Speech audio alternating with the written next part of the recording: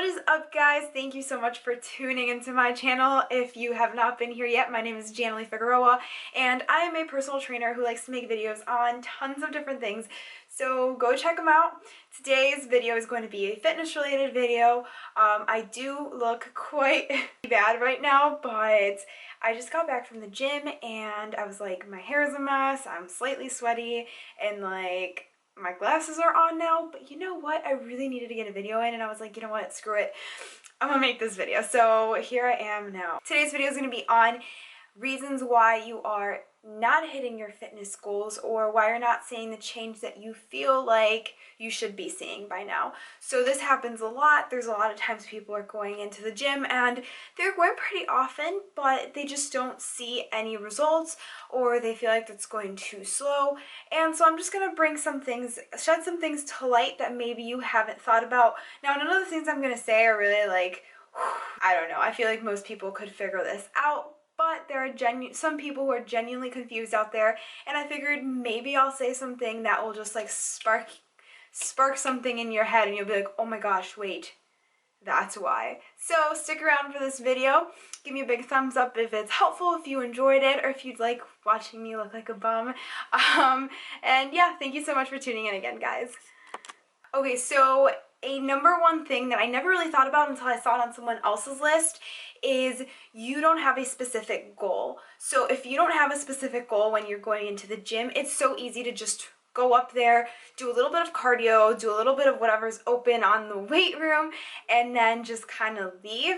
Now that's a huge waste of time because even though some exercise is better than no exercise, if you're not thinking like, okay, I'm trying to do this much cardio wise, I'm trying to be able to run a certain amount, or I'm trying to gain more muscle here, etc., etc., you're just kind of going to go in and do whatever feels comfortable or right, and sometimes that's just, like I said, a waste of time. Okay, so another thing that goes along, it's pretty much hand in hand with what I just said, is you don't have a plan. So you don't have a goal, you obviously don't have a plan, and therefore the same thing that I just said is going to happen. You're gonna walk into the gym and kind of just do whatever feels right. And that is such a big waste of time. I'm not gonna go on about this because I feel like I just talked about the same thing, but that's a big one. The next one, and probably like, I'd say like the most important one,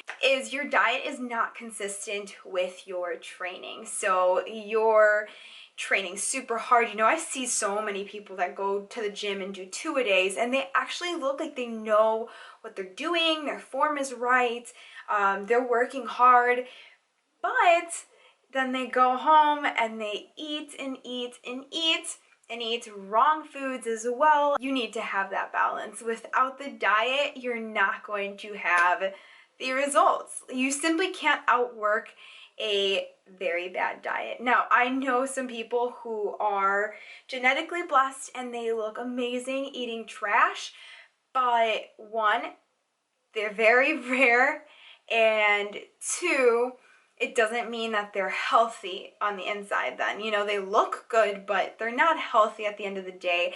And at the end of the day, guys, fitness should be more than just what you look like.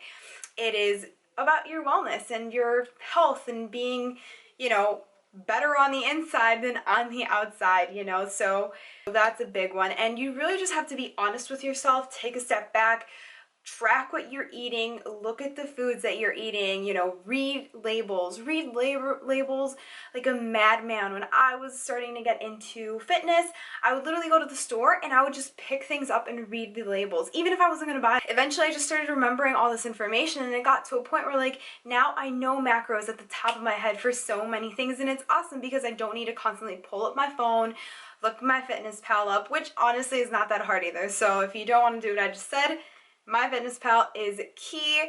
And yeah, I feel like I could go on about nutrition, but that shall be another video. Okay, another thing that's pretty huge, especially nowadays thanks to a little app called Instagram, is that you are not doing the moves that you need to do to gain that muscle or burn those extra calories, etc., etc. Instagram workouts that you see a lot of time focus on accessory work or isolating different body parts, which is great and it's very much needed sometimes, but you do have to remember the basics, and that they work pretty well. Squats, hip thrusts, bench, or any kind of chest press pretty much. Deadlifting, now I know people who don't do these things and they see great results, but I'm just saying you can't always do accessory work. You can't always do donkey kicks with a 10-pound dumbbell. You also need to make sure you're lifting enough weight, you're challenging yourself. It's super easy to get comfortable. And another big thing is your ego lifting.